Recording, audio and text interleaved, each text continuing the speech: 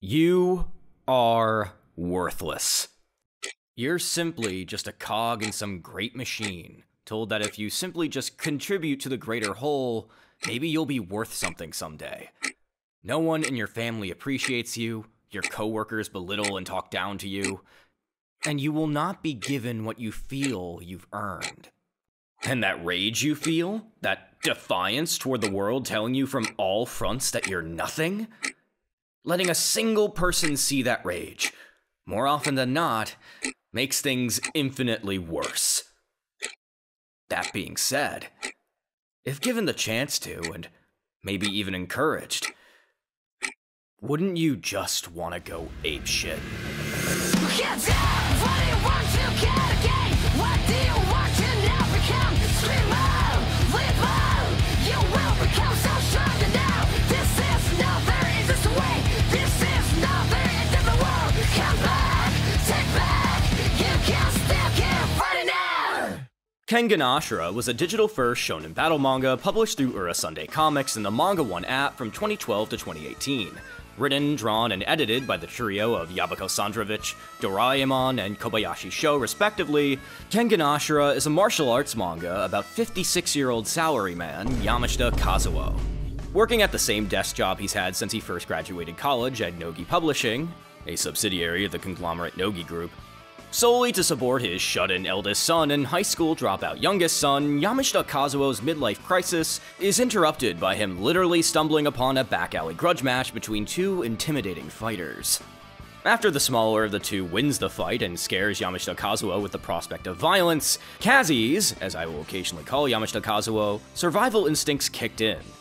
His first subconscious thought being, damn, I gotta breed. After that night of thrilling debauchery, Kazuo is called into the CEO of the Nogi Group's office, Hideki Nogi. Nogi, cigar in hand, explains the true nature of Japan's current economy. How, since the short-lived reign of Shogun Tokugawa Ieyasu, the squabbling of businesses across the country would be solved through gladiatorial combat. Through these fights known as the Kengan matches, does Japan's stock prices rise and fall, major business deals are decided upon, and the world's economy stays relatively in order.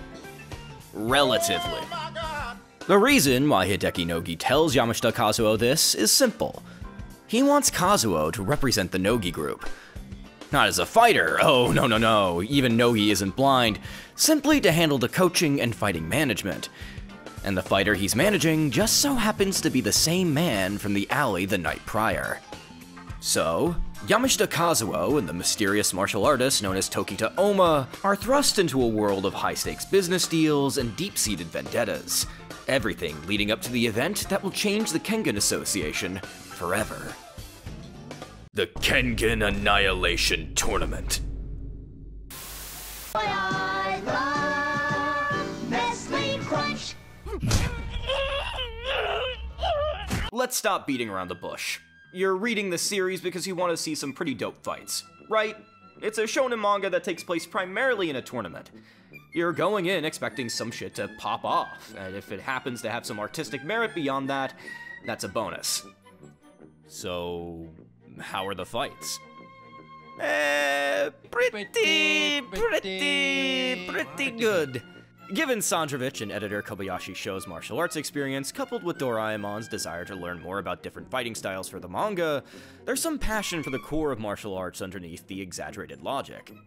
It's about technique, overcoming a strong enemy with every tactic at your disposal. It's not just about who can hit the hardest, though that certainly helps. It's about who can outlast the other person. Fights in Kengan Ashura are bloodstained wars of attrition.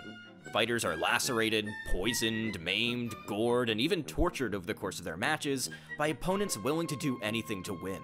The rules for the Kengan matches, and by extension the Kengan Annihilation Tournament, are so easy to manipulate to one's favor, it might as well be encouraged. Now, the art for these fights can range from simple movements in white space with weird speed blurs covering the point of impact, to incredibly jaw-dropping facial expressions or mid-fight collisions. When the art is good, it's good. And when the fights are happening, they're happening. Its kinetic movement and clear paneling leads your eye from page to page with a thrilled curiosity to see what's next.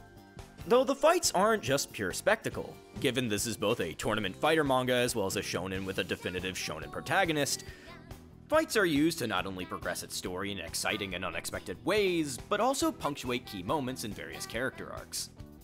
Through these fights, we learn more about the people fighting in them, their reasons for fighting, and their goals at the end of the rainbow that is the Kengan Annihilation Tournament.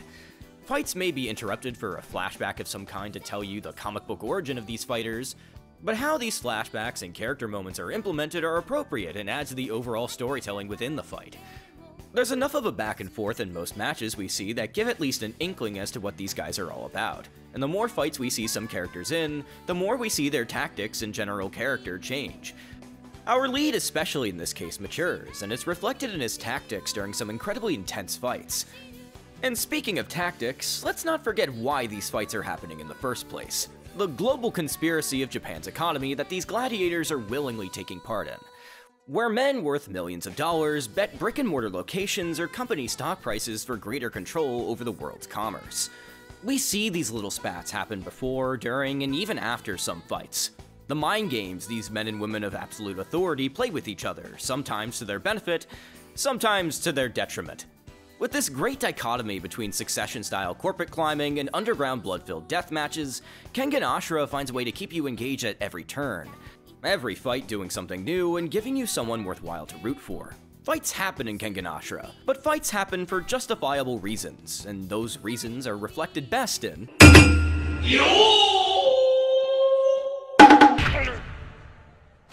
Damn, Daniel! If every fight is a story, the people involved are debating something.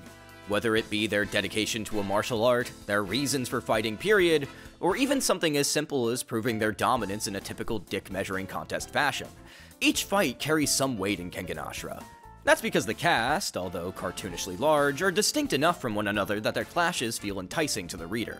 Whether it be a blind African mercenary who leaves a literal trail of bodies in his wake, to a violent Disney adult given the chance to represent their corporate overlords for the sake of lifetime park tickets, Kengan Ashura's combatants never feel stale or even boring conceptually. Familiar archetypes like the sumo wrestler, or Shotokan martial artist, or bare-knuckle boxer are all here, but they're expanded upon and given pathos visible in and out of the ring. Initially one-off characters that are introduced become part of the recurring cast very quickly, each gaining at least a moment to shine throughout its over 200 chapters. Friendships are formed in unlikely places, old rivalries are confronted and squashed, and our main characters still get moments to truly shine amongst the constant change in POV. Tokita Oma, despite being a textbook example of a battle-obsessed shonen protagonist, develops from a literal murder hobo with partial memory loss to a true master of his chosen martial art. While he is the protagonist and is bound to win most fights in this series, Oma goes through serious physical and mental trauma throughout the course of it. That trauma is acknowledged and respected, adding to his character development and three-dimensionality amongst his various other fighters. Someone with a bit of pride in their strength, but still humble on the outside. Someone who now has a community to fall back on. People who care about him, despite how little they've known each other. One of those people, of course, being Yamashita Kazuo, our POV character and secondary protagonist in the series. Although things do just happen to Kazuo at first, more and more throughout the series do we see him become not only more confident in himself as a businessman, but also as a person, who, like Oma, now has a community to fall back on. And that may be in part due to the Kengan Association constantly overestimating Kazuo's skills as a salaryman, but that just adds to the fun while making it easier for us, the audience, to learn more about the Kengan Association's many rules and factions and little things that make the story all the more juicy. At its core, Kengan Ashura is about the relationship between these two people, what they learn from each other and gain from being a part of each other's lives. By the end of the manga, you can tell Kazuo has truly come to care about Oma, and vice versa. Despite all the noise of a life-or-death tournament surrounding them at every turn, Oma and Kazi manage to develop this kinship that, while seemingly one-sided due to Kazuo's profession, is earned through their interactions. Every few chapters or so, at least in the tankobons, Yabako Sandrovich has these character profiles showing their creative process behind a specific character, as well as some snippets of concept art. What I kind of love about these character profiles is that you can tell Sandrovich and Doraemon really had a lot of fun coming up with their stories and base designs. The changes some of these characters went through in the design process is a lot of fun to see, but also shows how much thought went into making these characters the way they are. That goes double for tankobon mini-comics or 0.5 chapters scattered throughout the run. These side stories, ranging from the mundane to the absolutely plot critical, are not only great reprieves from the main story, but also adds depth to these characters by showing their lives outside of the ring. It really says something that you can read a crossover between a shonen battle manga and the actual Street Fighter franchise, and feel like everyone in the room is not only in character, but also sensical for the events of their plot. Like, it's not just, I'm Oma, and I like to fight. Oh, what is this? I'm Ryu, and I also like to fight. Let us fight then, Shobuda! I want to talk more about this series and its characters in depth. There are a lot of plot points and aspects of Kengan Ashura I can analyze for upload upon upload. However, I feel like that would defeat the purpose of what this video is for, making you want to read it. Kengan Ashura is a surprisingly well thought out and consistently entertaining manga that doesn't talk down to its audience. Its fighting game logic, coupled with a well-constructed world and loose enough rules, paves the way for intriguing, subversive fights that always keep you second-guessing. While there are other martial arts tournament manga, shonen or otherwise, I genuinely believe Kengan Ashura is different enough from the rest to warrant your time as a reader. So, go forth! Read it, or reread it if you're so inclined, and enjoy the story of Kengan Ashura in its entirety. It's really worth it. Thank you for watching.